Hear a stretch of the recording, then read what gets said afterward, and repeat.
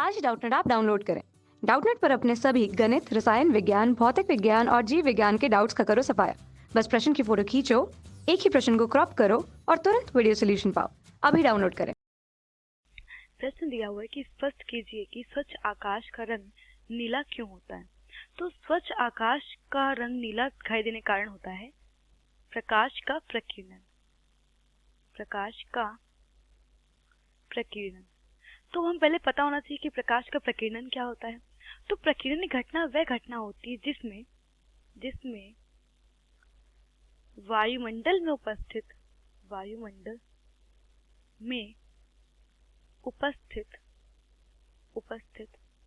कणों द्वारा। अब वायुमंडल में कौन से कण उपस्थित होते हैं? धूल के कण, धूल, जल की बूंदें, ये सारे कण क्या होते हैं? वायुमंडल में उपस्थित कण होते हैं। ठीक है, तो वायुमंडल में उपस्थित कणों द्वारा प्रकाश का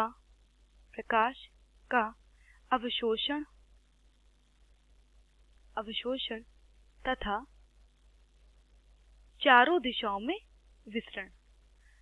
चारों दिशाओं में विसरण मतलब कि विसरण मतलब क्या होता है? चारों दिशाओं में फैलाना। ठीक है, फैलना, चारों दिशाओं में विसरण। ठीक है, ये क्या कहलाता है? ये कहलाता है प्रकाश का प्रकीर्णन। अब हमें समझना है कि प्रकाश का प्रकीर्णन अगर ये घटना है कि वायुमंडल में जो उपस्थित कण हैं वो क्या कर रहे हैं? वो सूर्य की प्रकाश की जो किरणें हैं, जो सूर्य का प्रकाश है, उनको उन्होंने क्या करा? अवशोषित किया और चारों दिशाओं में फैला दिया। तो अगर ये घटना है तो इससे हमें आकाश का रंग नीला ही क्यों दिखाई दे रहा है, किसी और रंग का क्यों नहीं दिखाई दे रहा है? ये तुम्हारे दिमाग में क्वेश्चन आ रहा है। ठीक है, और हमें उसी का उत्तर देना है। ठीक है, तो देखिए, हमें आकाश का रंग केवल नीला क्यों दिखाई देता है? इसका कारण ये होता है क्योंकि एक चीज आपको पता होगी कि जो हमारा सूर्य का प्रकाश है वो क्या है? 7 रंगों से मिलकर बना हुआ है।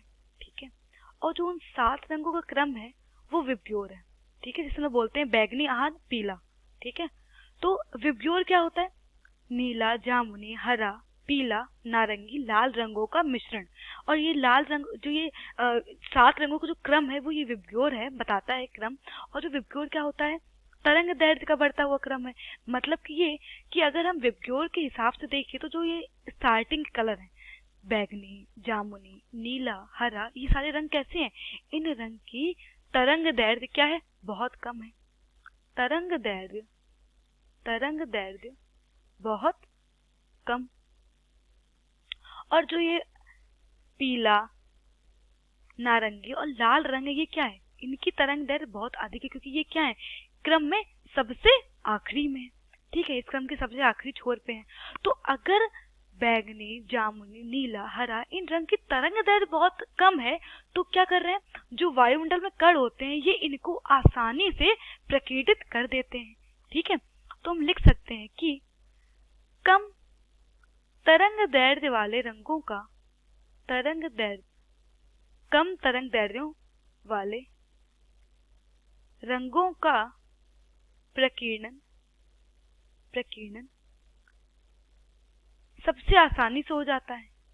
सबसे आसानी से हो जाता है मतलब कि ये कि जो हमारे कण हैं, जो धूल मिट्टी के कण हैं, जल की बूंदें, वो क्या कर रहे हैं? जैसे ही इन रंगों को, जैसे ही सूर्य को प्रकाश को अवशोषित किया और चारों दिशाओं में फैलाया तो इनकी तरंग दैर्ध्य क्या होती है? सबसे कम है। तो ये क्या है? ये जल्दी से बिखर जाते हैं आसमान में।